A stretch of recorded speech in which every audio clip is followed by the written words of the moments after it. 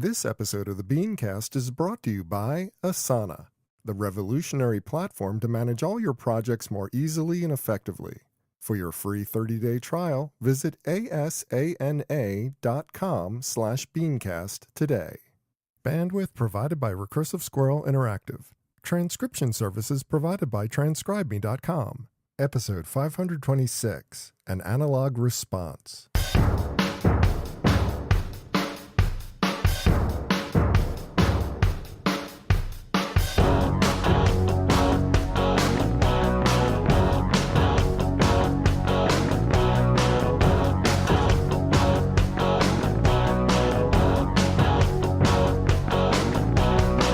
For Monday, January 7th, 2019, it's time for this week's edition of the BeanCast, a weekly discussion about the news and issues facing marketers today.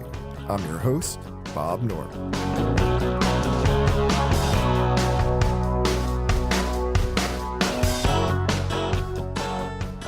Thanks for joining us.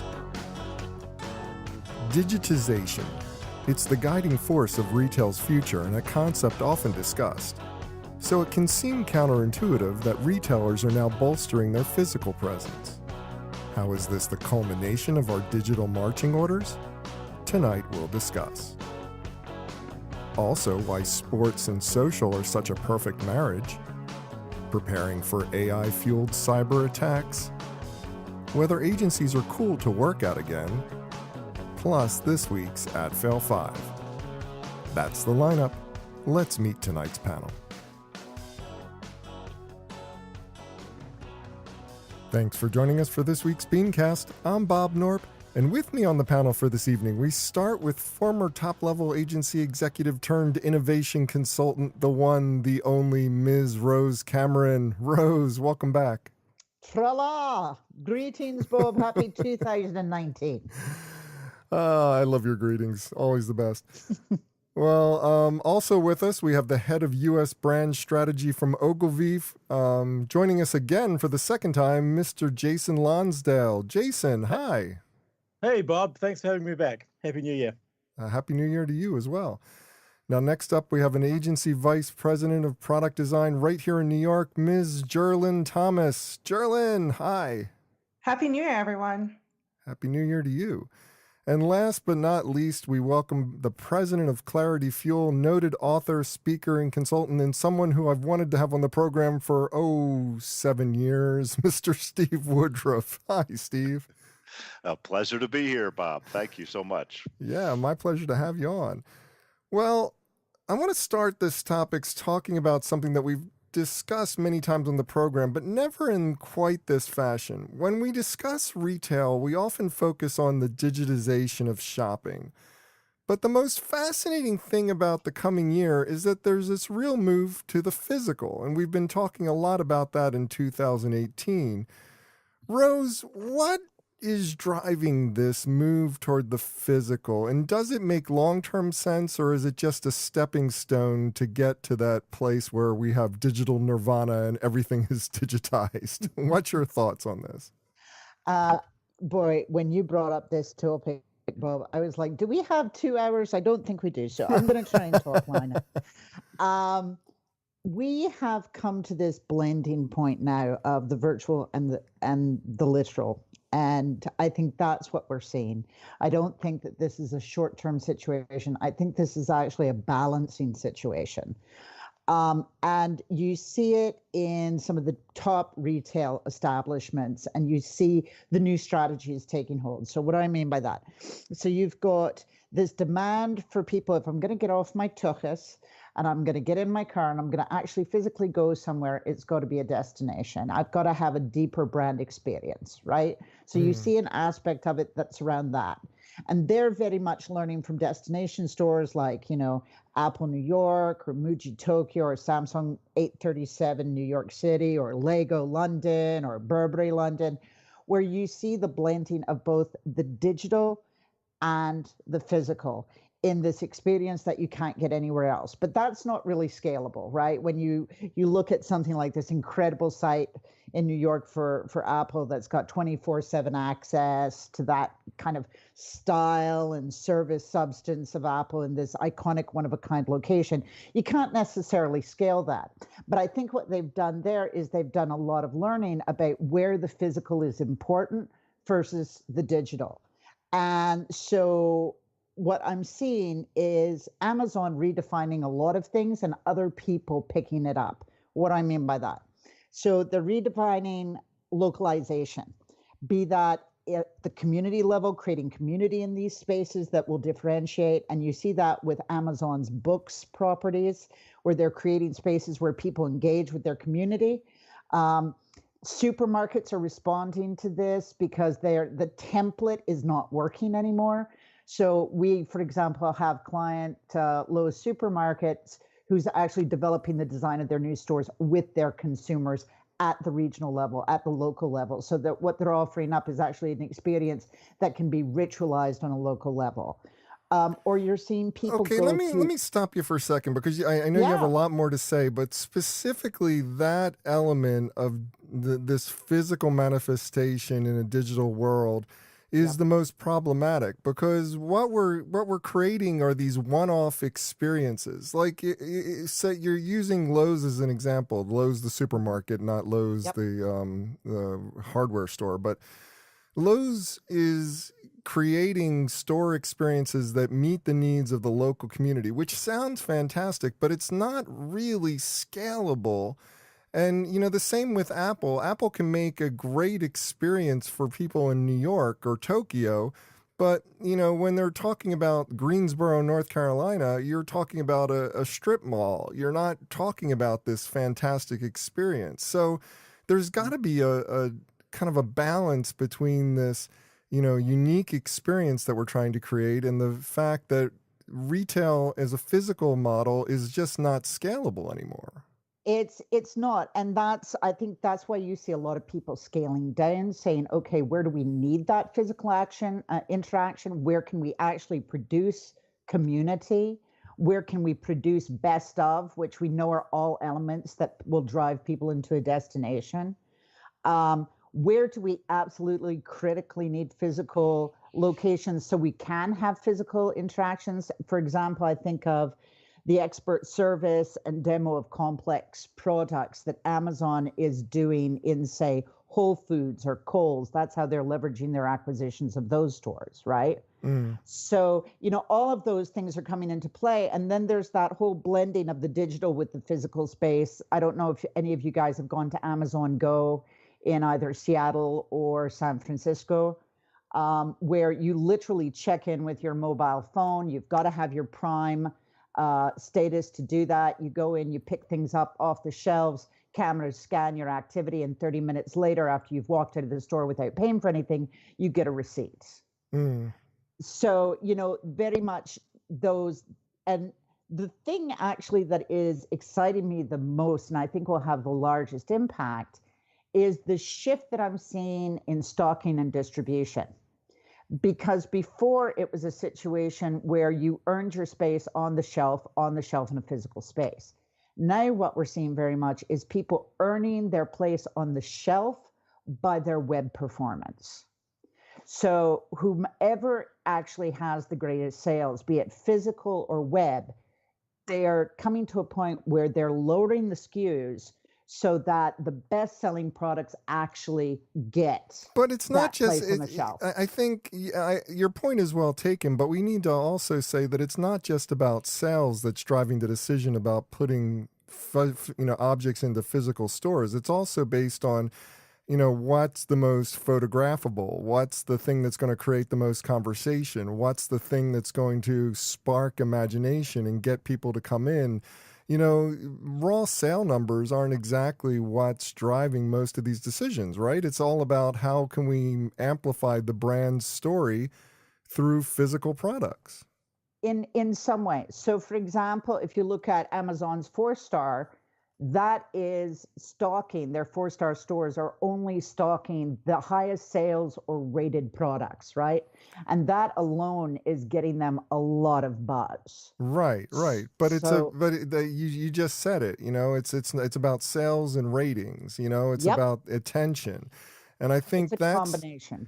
for me, that's the story about the physical side of this equation coming back with such strength, is that it tells a better brand story when you get people into a physical space interacting with the products and interacting with each other. There's something that community can't possibly replicate in a digital space in the same way that it can in a physical space. It's interesting. Absolutely. So Well, also, I don't think all products or experiences or services are created equal. So Hmm. I don't really need to be in a physical space to experience whether I buy a 16-foot ladder or a 12-foot ladder. I can Sure. order one of those on Amazon, and I really don't care. So part of this is we're still talking about scalable and numbers and mass and what are the biggest sellers, but some of this has to be driven by what are people going to actually experience, not just a matter of what's going to drive the biggest numbers. And that makes me really wonder on a move back to physical stores. What are those things that people really want to interact with physically, and what are those things that are unnecessary and almost purely transactional? Yeah. Agreed. Yeah. Because you look at it, you've got vulnerable products, those you need very often at physical level. What we're seeing, especially in grocery sales, is that where the big sales are happening right now are in bulk products that people don't want to transport to their homes from their local grocery store. But if you start talking to them about get your veg here, get your cheese here, get your meat here, they're like, nah, I don't know. I kind of want to feel that, touch it, look at it. Yeah. Agreed. But whereas with your ladder, who cares? It's the right length, it's the right color, go. Yep. Jason, I'd love your thoughts on this idea of scalability and how this thing plans out in terms of this move back to the physical. Because one of the questions I had written down in preparation for this was, does this give existing physical retailers any sudden advantages over the likes of Amazon?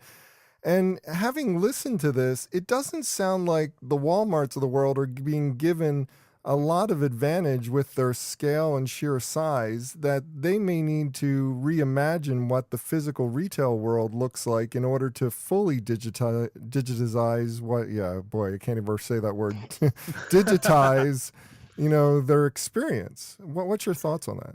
Look, I think you can take two views on this. I think one of them is the e-com versus physical store, sales, transactions, etc. And I think for a lot of like retailers, it's going to, the physical store is going to be very, very tough. The more interesting lens that I was thinking about as we were talking about this was not from a sales perspective, but from a brand building perspective.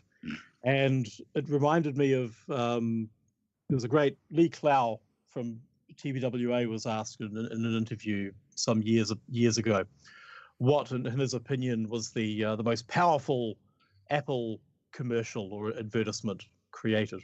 And without missing a beat, he just said the Apple Store. Mm. And he didn't mean just the one on Fifth Avenue. He meant, every single one of these locations. Mm-hmm. And sure, the one in NYC is the sort of the equivalent of the Vatican. But you still have cathedrals in big cities and churches in small cities.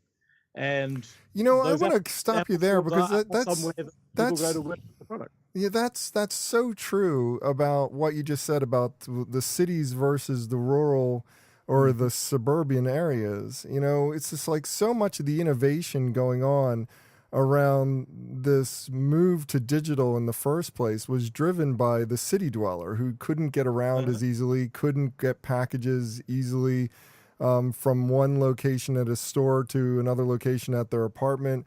It became a real hassle, and digital commerce, e-commerce, changed all that. And I think that a lot of this move toward the physical again happens to be some kind of reaction to the fact that there's a broader market out there that's still heavily reliant upon everything physical. They go to stores, they go to strip malls, they go to shopping centers, they even go to malls sometimes, even though malls are dying, you know?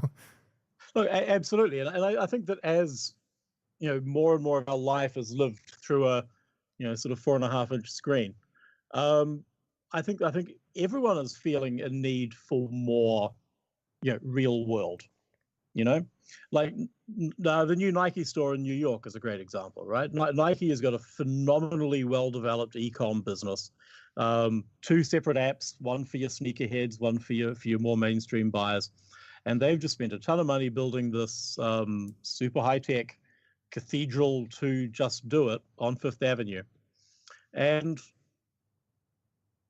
you people go in there because you want to see it, you want to touch it, you want to feel it, even if you know what size you are. It's beyond that, isn't it? Mm-hmm. You're going in to worship and to get the sense of the tangible. They do things in there that you can't do online. They do things in there that they deliberately keep things in that store only. And I think that's a super smart play, because if you think about time spent in that store in terms of media spend, media exposure, you spend 30 minutes in that store, you're not going to see 30 minutes of Nike ads in a 6-month period, even if you're a heavy viewer. But that's another part of this e-commerce moving into the physical space element that, we haven't even discussed yet. It's a whole nother area of brands trying to get control of their identity and their customer. I mean, Nike sells their products, or has traditionally sold their products, through retailers, which puts a barrier between them and the customer. They don't own their own customers. They own retail customers, and they've had to create specialty experiences and digital commerce, e-commerce solutions in order to get information about their customers and better service their customers. That's a whole nother trend that's going on, that's really driven by the fact that retail is being disrupted, in so many ways. Yeah, if you look at Samsung 837, right, in New York, they're playing with, okay, how is this device used in cultural exploration, right? How do we use it for social media? How does social media affect culture? So to your point, their brand dialogue that they're starting in that store is how they're an important part of social media and social culture using this device. And for a product that's primarily sold through like a Best Buy or, your mobile phone store, that's trying to regain some of that differentiation that so many of the mobile phones are losing.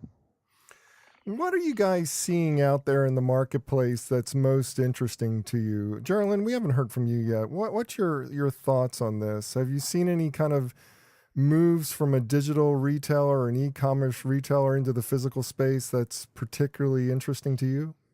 Well, I would like to go back to the Nike example, because I'm a runner and I also love really great sneakers. That's something that you can only go to a store and feel. Like, I can order the same type of Nikes that I'm used to, and because I've had it for years. But if there's something new that Nike came out with, I'd love to go and test it myself. So that allows me to. However, I price check, so I would probably cross over to Amazon and see if it's cheaper.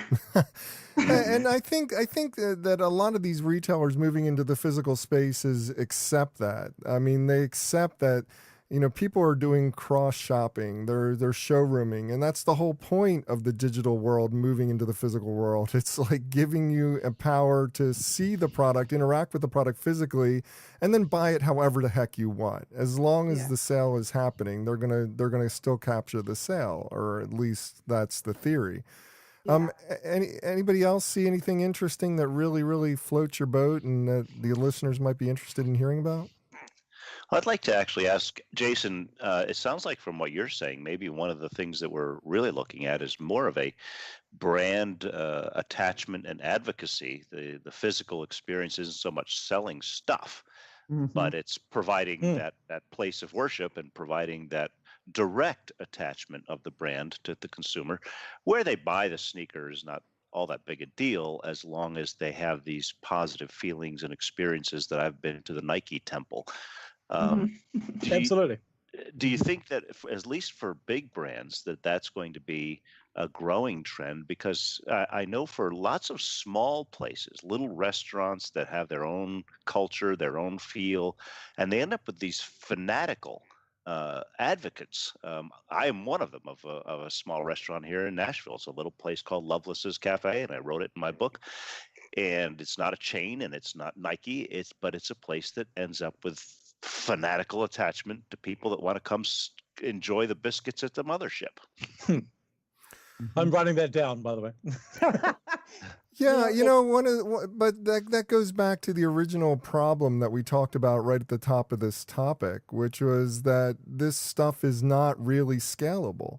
And is the future of retail just about creating temples? Is, the future of retail like, will you go to the Walmart in New York City the same way you go to the American Girl style store at this moment? It's just like, is that the future of retail, or is there a way to scale this so that you can create little mini churches all over the country and help to enhance the brand identity at a scale that's economical for the organization or the retailer or the brand to actually implement? Bob, I love the fact that you use the term little temple, because I think a lot of what we're seeing right now in retail is this need to rebalance digital with humanity, right? Yes. And when you actually go into these stores, that is a human interaction versus a digital interaction. And the thing that it triggered in my mind when you were talking was the Choose Love pop-up stores that happened in London and New York this Christmas season. I don't know if anybody shopped there, but essentially you could go into these stores and this obscure thing called refugee help or charity was suddenly manifested in a store where everything a refugee could possibly want was on sale. And you could go in with your family and buy items that would then be sent to refugees. Oh, So wow. you're engendering this sense of humanity, this sense of ritual, an opportunity to take your kids into a physical space and teach them something meaningful out of retail. So I really think that kind of encapsulated a lot of what we're talking about and what retailers are using physical space for right now. Yeah, one of the articles that we used in the prep talked a lot about this toy retailer that's creating more of an experience in their stores in terms of not just giving people stuff to do, kids opportunities to play, but also putting you in a whole different world. The way that every product was displayed was part of this bigger experience of being transported into the world of this toy store. Again, there's always that scalability factor, but to bring in that humanity matters a lot. I can totally see that. Well, we're going to move on, and we're going to talk next about the marriage of sports and social. Sports has had its fair share of problems. Social has had its fair share of problems, but the two are coming together now in a way that is bolstering both of their strengths and opportunities. We'll get to that in just a minute, but first, I'm very excited to talk about our sponsor for tonight, because this is a product that I have been using for over a year now, and I absolutely love it.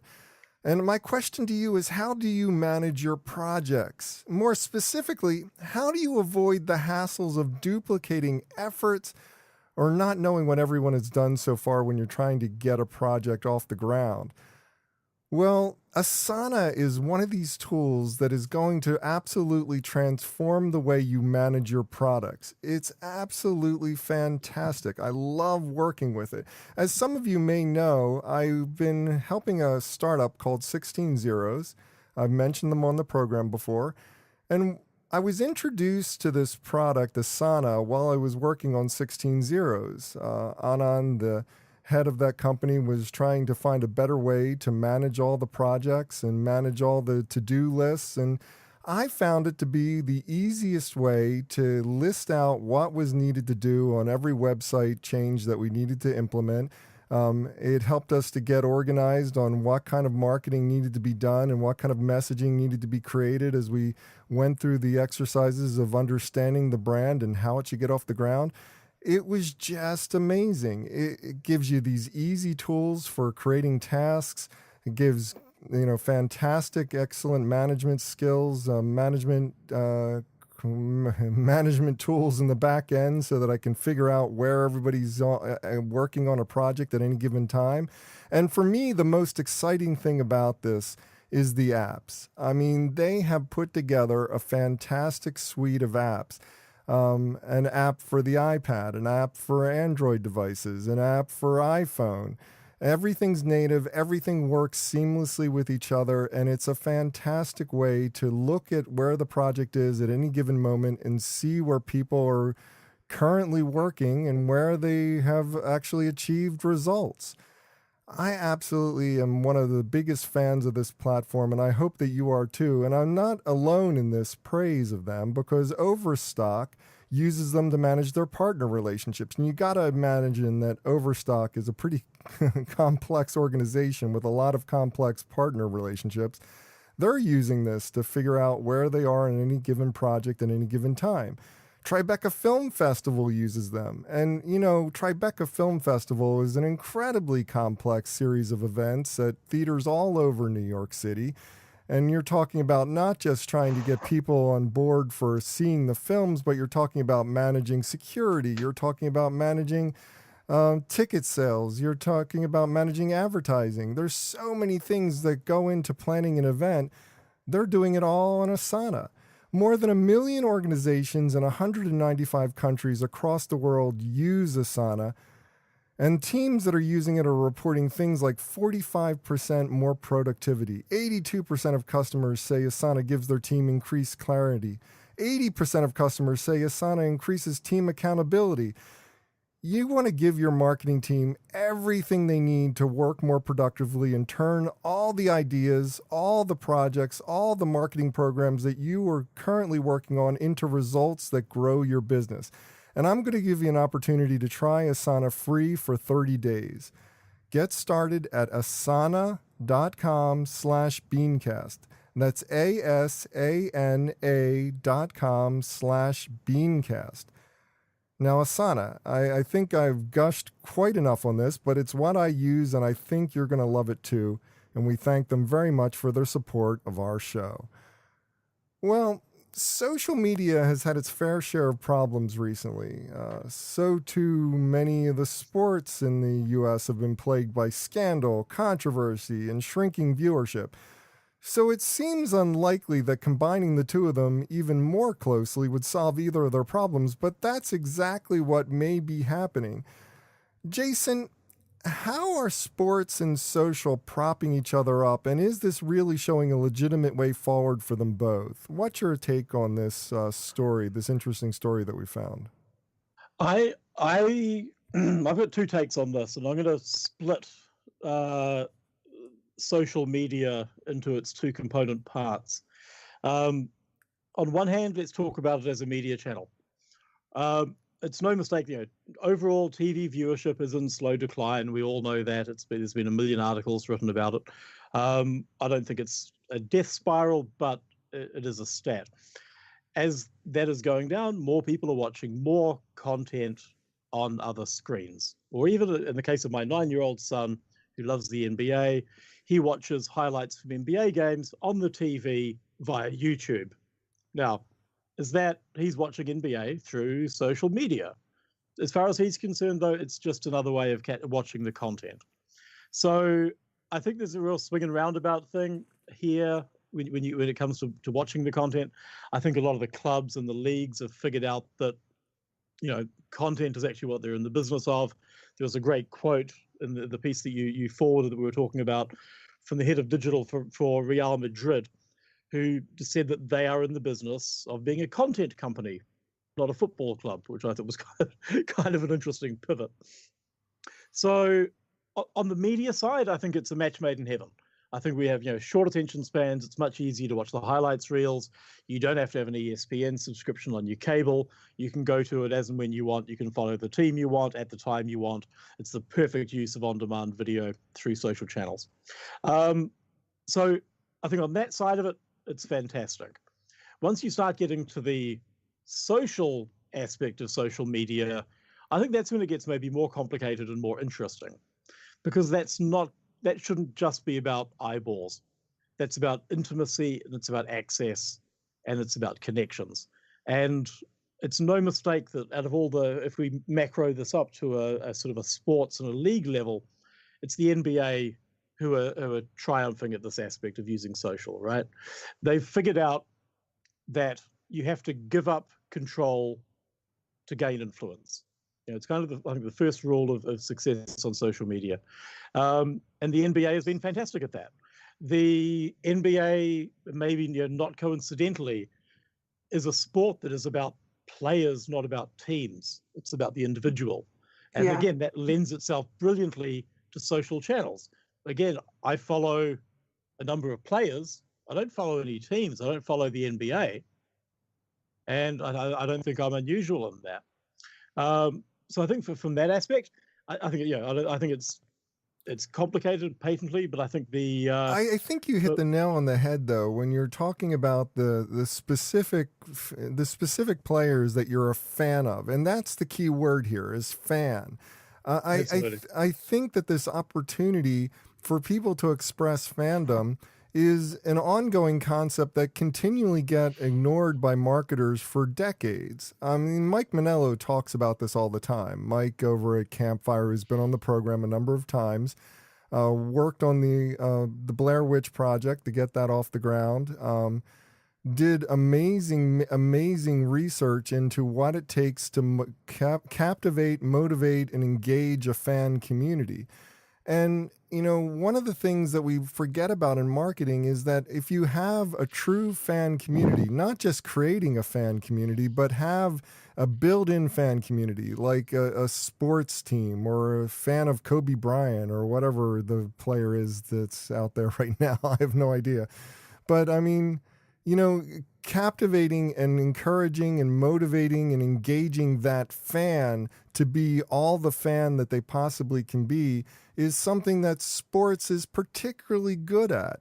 And it's one of the great opportunities in marketing that I think that the sports leagues for way too long kind of ignored in favor of trying to license their content and keep control of everything when the market was saying this isn't what we want to do. Absolutely. Well, social media is kind of the ultimate cheap seats as far as if you're a fan and you want to still participate, not just watch idly on TV with a few people in a physical space, but you can be high-fiving all kinds of people all across the country or across the world that are in the same cheap seats you are. So it's I think a great way to expand your audience, and why not lose control if you can create that kind of fervor and fandom on a wider scale. That's a great point. I mean, there was that period where everyone was waxing about the second screen experience. Do you remember that? That was a headline about 10 years ago. But you're right. Sports is the one area, I think, in the sort of the entertainment sphere where that second screen is super important. Mm-hmm. It's the one time we watch things live, but maybe with the exception of the Golden Globes, which I think is on right now. And the Oscars, but it's the one time we come together, we watch something together. And if you look at the Twitter traffic on #NBA, for instance, it obviously goes up and down. And it's that sense of community. It's again, it's the social aspect of it, not just the media aspect of it. I want to go to the one person here on this panel who is the sports nut. We've got to get Jerlyn on this. Jerlyn, what do you... Wait, I am a sports nut? You're the one who's so active. You're the one who's a biker. You're a runner. What you get buying Nikes. I know. Well, I do follow Steph Curry and his wife on Instagram, and I love seeing her work and all that. So maybe I am. But I mean, what I'm not talking about specifically what sports you're involved with and whether or not you're specifically following anybody on a social media platform, but more from the standpoint as a person who is actively engaged in sporting activity and interested in sports in a general way. I mean, at least from the marathon community, from the Ironman and all the other things and events that you've been participating in. I mean, is there a real additive additive element to engaging with people online or when it comes to the sporting community, or is it something that is just existing in small pockets of fandom? And for the most part, people are just like passively interested in sporting events, and maybe we're making too much of this opportunity. Oh no, there's definitely a community, especially the ultra running community. People want to know how you get over these really struggling, challenging races. Like I follow athletes like Scott Jurek, who does 100 milers. I want to know what his nutrition is. I want to know who is sponsoring him. And people are always asking questions and always engaging. So there is added value for sure. And does that value trickle down to the social media platform as well? Because one of the assumptions in all this is that the increased engagement of sporting teams and sporting players. Boy, I'm like showing that I'm not involved with sports at all by my pronunciations, but we'll go past that. This increased engagement is somehow going to trickle down into increased advertising revenue for the social platforms. Is that a given in this circumstance, or is the social community that's built around these sports teams a little bit more jaded about the sponsorship opportunities that are being taken advantage of based on the conversations that they're having? Oh no. I think it's well and good because we trust the sponsors and the athletes. They're always credible about what they're using and the sponsors they're using. We'll never use a sponsor that we don't 100% stand behind.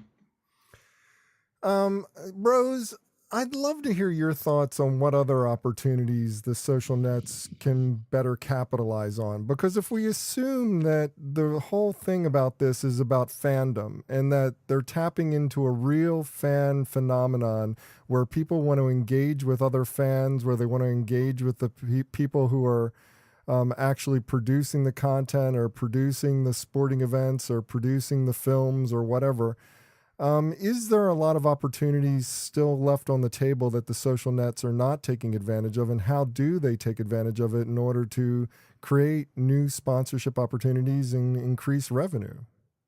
It's ironic that we have this discussion directly after the physical discussion. Yeah. Because stadiums are beautifully built for relaying a variety of different elements where you can have a once in a lifetime experience and then share it out across social media, right? And one of the biggest problems that a lot of these sports clubs have been having is... One second. Someone's breathing heavy on the microphone, so be careful. But go ahead.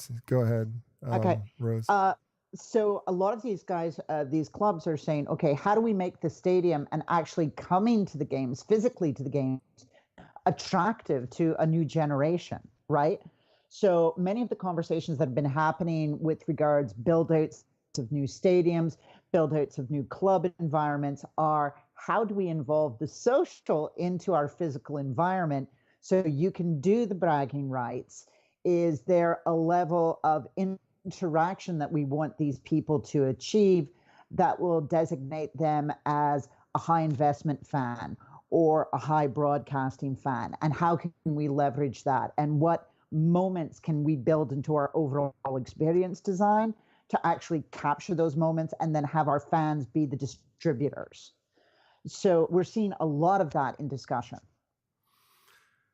Well, it's a fascinating topic, but we got to move on. I want to talk next about cyber attacks, because cyber attacks may be on the verge of an even more problematic evolution. Suddenly now we're dealing with artificial intelligence engines that are fueling these attacks, and many of the attacks we'll soon be facing may be smarter and more relentless in the way that they're going to circumvent corporate security. Steve, how could this impact marketers, and what do we need to do to prepare for this? I mean, what's your take? It's a pretty frightening prospect. When you think back to the early days of the internet, anybody could just sort of put up a computer and hook onto the internet. You put a few apps on, and maybe you have a little e-commerce thing, and you're doing transactions and doing marketing. But nowadays, even the biggest and most responsible companies are getting hacked and their data is getting stolen. And as you mentioned, now with the greater degree of sophistication, and this is accelerating with AI and bots, we're in a world of trouble, and it is going to get worse and worse. And I see this as an escalating arms war between responsible business and those that want to hack. And I think from a marketing point of view, what this is going to end up doing is driving more and more companies and brands into the arms of very large suppliers like Amazon's AWS or Google Yeah. that can do managed hosting, managed security services, and we're even going to move into, I think, managed access systems with more and more biometrics to deal with the weak link of passwords and this kind of thing. Mhm. I don't see any end to this. I think it's going to actually But create a big friction point. doesn't that actually increase the risk of potential massive failure by centralizing all people's operations onto one platform like AWS or IBM solution or one of the other Yeah. platforms that are out there? I mean, it seems like if I On know the one, on the one hand, you're putting your data in the hands of people who have proven to be exploiters of data in order to try to protect it from people that are trying to be thieves of data. So yeah, this is a big this is a big difficulty. But I think for a lot of companies in the short run, they're not going to be able to deal with the liability or the speed and sophistication of those that are trying to break in and hack, and at least for a while are going to have to run into the arms of some form of hopefully benevolent, sophisticated big brother, where you're basically going to have a virtual mercenary war going on between two sides that are getting better and better weapons each day. You know, that's something I hadn't even considered when I posed my objection, because I don't think I was clear. You know, you talked a lot about the fact that Amazon is not trustworthy. That's a whole nother problem. But I'm talking about if you were to consolidate all these websites on one platform, which we seem to have done. Yeah. Isn't it making it easier for, maybe not easier for hackers to get in, but if you have an artificial intelligence behind a hacking program that's circumventing and attacking a platform at an exponential rate that a human could never attempt or achieve, does that make the data being centralized that much more vulnerable to the hacking attack? I mean, no matter how good Amazon is at protecting the user data of people who are on their platform, it really can't potentially ward off an attack of such a magnitude where an artificial intelligence working with a supercomputer can suddenly crack some code, some master code somewhere, and get the keys to the entire kingdom. But when you think about it, though, those are the only kind of companies that could potentially keep up with those. They're the only ones that could create countermeasures with AIs and bots, and so that's why, to me, it feels like a repeat of the 50s and 60s, the arms escalation and who's got the bigger H bomb. A couple of kids in a garage aren't going to be able to keep up with a fleet of Chinese hackers. And so it's really going to be a matter of who's going to be able to deploy the same level of sophistication to fight off that sort of problem. Rose, what do we need to be doing to prepare for this? What else should companies be doing in order to make sure that they're ready for much more sophisticated attacks that can potentially come at them from lots of different directions? And obviously not everybody's going to be able to go to an AWS. Some players are much, much bigger than the AWS would allow, or necessarily would not be the smartest solution for them. I'm thinking like the bigger corporations like Walmart, etc. Not that they would go and use AWS, but what would you recommend in terms of preparing for this future that's pretty damn scary? Well, one thing that I would stress with everyone, I have a client who recently had one of the largest cyber attacks in the world. Oh, no. Yeah. And, I've got to give them 10 stars for how they reacted to it, because they had automated a lot of their corporate systems. And so when the cyber attack came down, the systems froze. And you think of all of the SCM and the ERP systems that are currently running corporations. If you had those ripped out from underneath you, and I think every company needs to ask themselves these questions: how would you respond in an analog fashion? Because there's always going to be that chance with all of these cyber attacks happening that could happen to you. And what you're going to be left with is your product and your people. And how will they react? And ironically, the client that I have who had this horrible cyber attack saw an increase in their net promoter scores after the cyber attack because they dealt with it so well through their people and their expertise in their industry. I love that concept of an analog response. I mean, it's something that we've been talking a lot about on this episode. This move toward the digital, this move toward digitization is not really the entire story. You need to have some kind of physical response, some kind of physical manifestation, and some kind of physical presence, or else you're not really dealing with people. Yeah.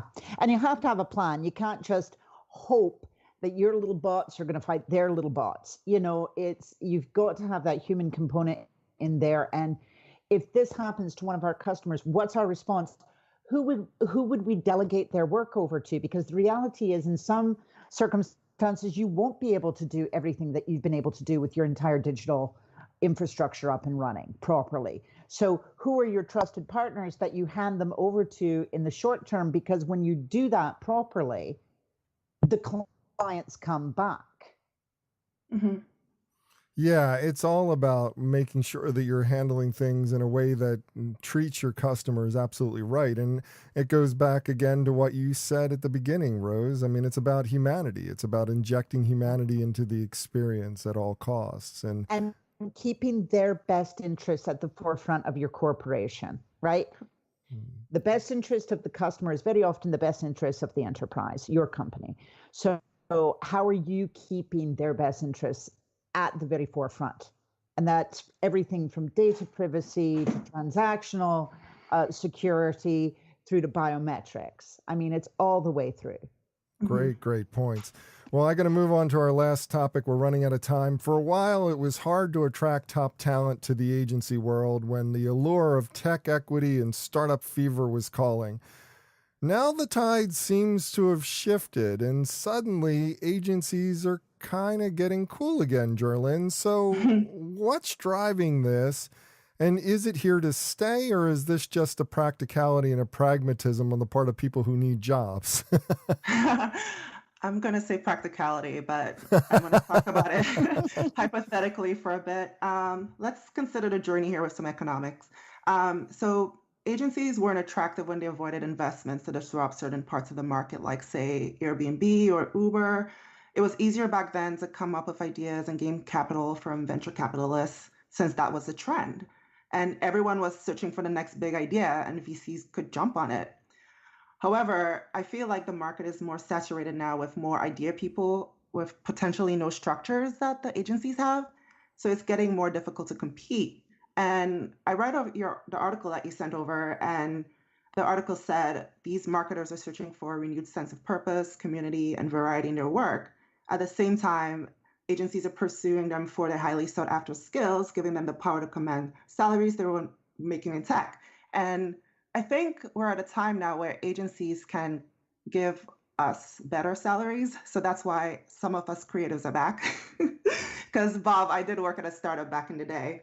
However, with my current state, like the height of my career, I have to think about like my retirement.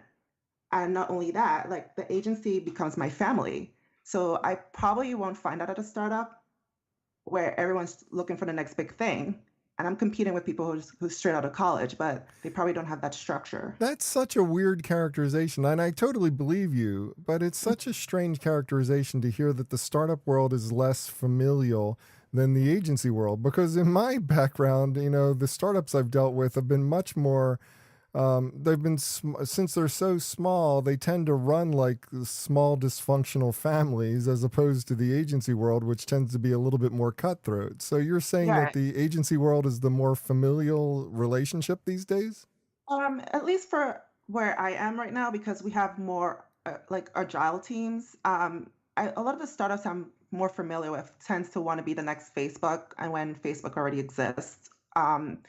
There's very few niche ones that I'm very familiar with, so I'm taken from that experience.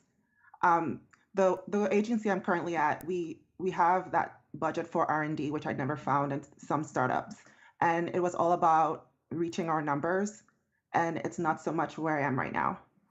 I'd love to get Jason's take on all this, because Jason, you're working at what is arguably the largest of all the agencies out there. Is the agency world cool again? What's your take?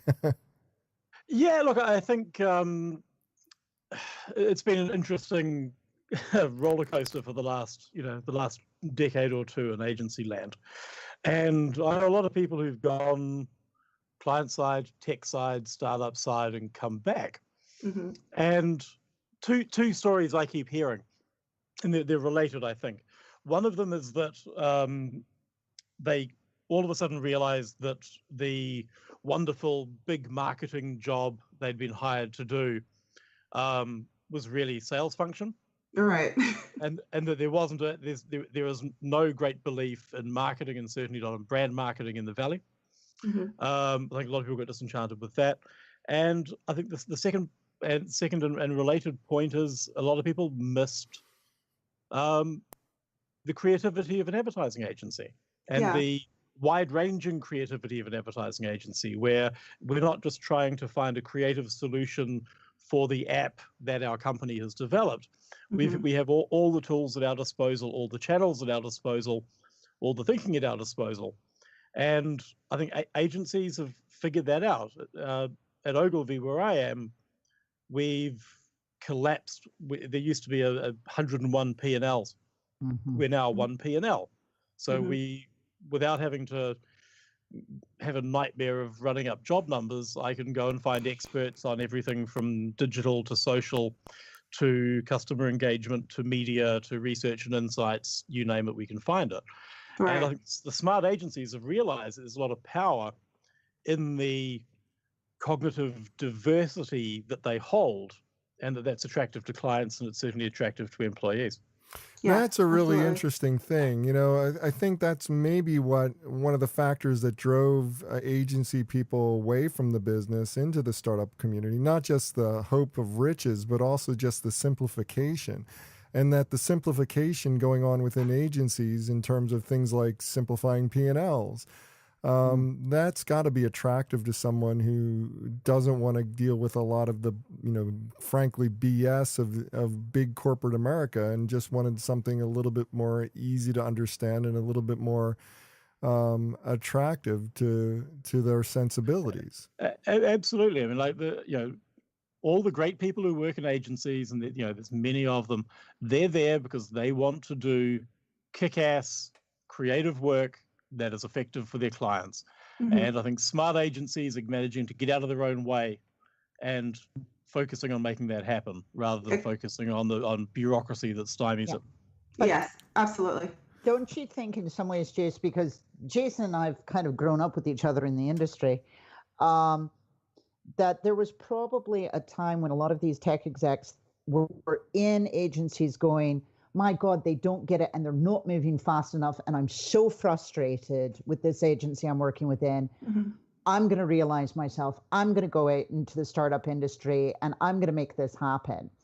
And now they're at a wear out period in the tech industry, and suddenly their agency chums are phoning and saying, hey, guess what? They get it at last. Exactly. You're exactly right. Yeah. Investing behind it, and hell, Yes. get back here. Come on back. Come on home. There's been some great acquisitions. Everyone's kind of been through that phase.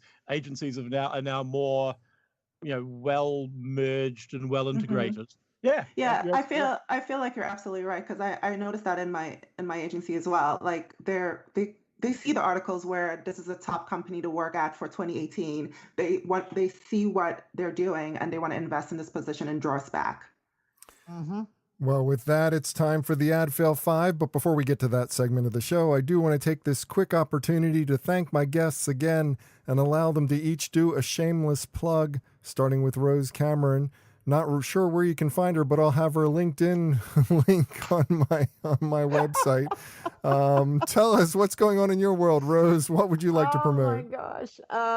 Bob, I am so busy working with Martin Lindstrom right now on so many great projects. If you guys want my number, go to martinlindstrom.com. You'll see me as the representative for the United States. And feel free to give us a call if you have any brand or cultural transformation needs. We're having an amazing time traveling all over the world and doing work that's really meaningful. So if you've got projects like that, give us a call. That sounds amazing. Sounds amazing. Thank God you're involved with that, because I think you're one of the smartest people I've ever met. Love you Now, too, Bob. next up, we have Jason Lonsdale. You can find him at ogilvy.com, where he is the head of brand strategy for the U.S. Tell us what's going on in your world, Jason. What would you like to promote? Well, we are a big, grown-up, full-service advertising agency full of some really, really smart people. And that's kind of why I joined. I've been there for, I guess, like 6 months.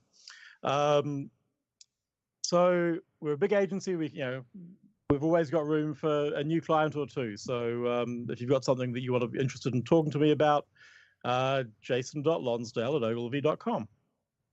That's a simple request and definitely something that they could very do. simple. Next up, Jerlyn Thomas. Not sure where I can point you to her, but again, I'll have her LinkedIn profile up on the site, on the show page. But she is a VP of product design. Tell us, do you have anything that's going on in your world, Jerlyn, that you would like to promote? Well, you can follow me on Instagram, Jerlyn Thomas, or Commute Artist. Currently, I'm focused more on inclusive design. I met a woman in September who inspired me greatly and helped me on this trajectory, and her name is Christina Annika Milan. She lost functionality in both her arms, and she's a board member of OpenStyle Lab. And I'm so grateful that she showed me how she texts and explained how she gets ready for the day. I was amused, impressed, and fascinated, and I realized that I needed to focus more of my design on accessibility. So I'm applying some of the things that I learned from RIT where I attended. They have the National Technical Institute of the Deaf, and I want to show my fellow designers how they can have more inclusive designs when they create. Think about how people are using their product if they're visually impaired or colorblind, or if someone's deaf, how they looking at their video. So I'm just trying to navigate that in my day-to-day life while I'm at this agency right now. And as a person who's missing a few fingers, I am greatly in support of anything that's involved with accessibility. So thank you so much for that. No problem. Fantastic. And I would love to hear if anyone else has restrictions that I'm not seeing in my day-to-day life. We should talk. We'll connect, love. Fantastic. And finally, Steve Woodruff, you can find him at clarityfuel.com, where he is the president, but I'm sure that he would like to talk about something else because he's got a new book that's just coming out. So tell us what's going on in your world, Steve. What would you like to promote? Well, Bob, just in late November, my first book called Clarity Wins came out, explaining my approach to how businesses large and small can gain clear focus and clear messaging in a very noisy world. And that can be ordered off of Amazon. I've made a short link, just claritywins.org, leads you right to the Amazon page. And I work with a variety of different clients on helping them find their niche and communicate effectively in our world. Oh, that's amazing. So yeah, definitely check that out. As for me, for more information about me or the show, visit thebeancast.com. There you can find a complete show archive. You can find out how to consult with me. And you can find out how to advertise on this program. I'd love to have you on board as an advertiser. So check it all out at thebeancast.com. And now it's time for the Ad Fail 5, a rundown of the lowest moments in advertising, marketing, and public relations from the last week. First up, an agency tweeting on behalf of Chinese mobile phone maker Huawei got into a huge PR nightmare, Rose, when social media users saw that they had posted from Wait for an iPhone. Well, I thought they were really just medieval on this. You know, they went after it like it was some kind of traitor to the Chinese government, which potentially it was. But they fired people, they demoted people, they did all kinds of stuff over there. Yeah, there was probably a beheading that we missed somewhere in the mix there. They were probably hacked. There you go. Well, next up, the Weather Channel app was sued by the city of Los Angeles, Jason, for selling location data of users to third parties. I don't know why this is such a surprise that the Weather Channel app was selling data, but it was, and apparently Los Angeles was not too pleased about finding this out. The hilarity of this one is that it's Los Angeles. I don't know how many people need to use the weather app in Los Angeles. It's 70 and sunny again. Now, next up, good point. We kind of accept that data breaches are just a fact of life now. Thus, we find out about the Weather Channel app. But there is no excuse, Steve, for Caribou Coffee having a system that kept credit cards on file in a way that allowed hackers to strike the mother lode. You know, I think it's one thing when your data gets breached and personal information is released. It's another thing when that personal data is tied to your credit card information. Somehow, somewhere, somebody didn't do their job properly in setting up the security for this place. Well, in 2004, maybe we could have gone, why, what a surprise. But now that's just absolutely ludicrous. Yeah. Right. It doesn't seem like it was a smart move here. Now, Facebook still can't seem to win no matter what they do, Jerlyn. Despite the efforts to amplify legitimate news on their site, viral content still dominates with most users. I don't know what's gonna happen here. I mean, it's, you know, Facebook is trying to do their best to bring legitimacy to the content stream, but let's face it, people are stupid. Yeah, I hate saying that. I absolutely agree with you. I am so tired of fact checking every single article and hiding users who constantly share the wrong things. I had to actually flag an article that was posted that was like, this is 7 years ago. It's not news now. You're wasting my time. I've been guilty. I've been caught by that once in a while, and it's just like, thank God I have this panel to always point it out to me live on the air. You got 1 or 2 passes, Bob. And finally, Gun World Australia caught heat, Jason, for a billboard featuring a gun-shaped Christmas present under a tree, violating regulations that govern the safe handling and placement of firearms. The more interesting thing from reading that article was the gun shop's logo, which was a silhouette of Australia with a crosshairs over it. Frightening! It's a frightening logo. Yeah, I mean, the ad's bad, but that's crimes against branding. That right there. Yeah, absolutely. Well, have something to add to this list or just want to discuss it, comment online, use the hashtag AdFail5. That's pound, AdFail, and the number 5. And that does it for this week's show. If you'd like to subscribe to this podcast, visit our website at thebeancast.com and click on the subscribe link. Or if you're an Apple Podcast listener, we've also provided a direct link to our listing there, or just search for the BeanCast in the podcast directory on the Apple Podcasts app. And whichever podcast directory you use, when you subscribe, please leave us a review. Got a comment? Have a question? We'd love to hear from you. Just send your emails to beancast@gmail.com. Opening theme was performed by Joe Seibel. Closing theme by C. Jax. Thanks for listening. I'm Bob Norp. We'll be back again next week. Hope you'll join us then.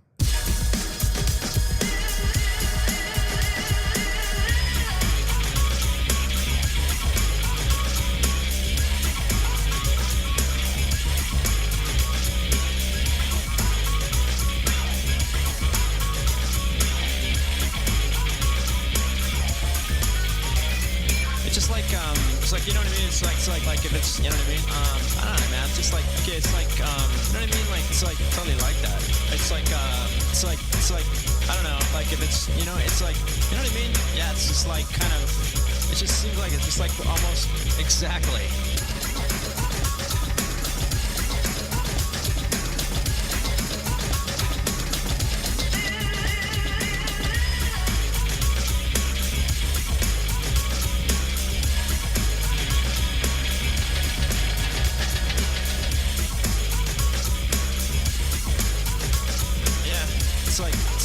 Exactly. Yeah.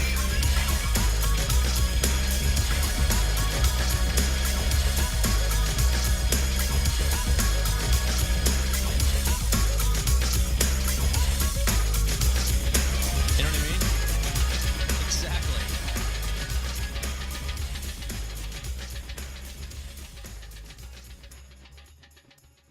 Cool beans.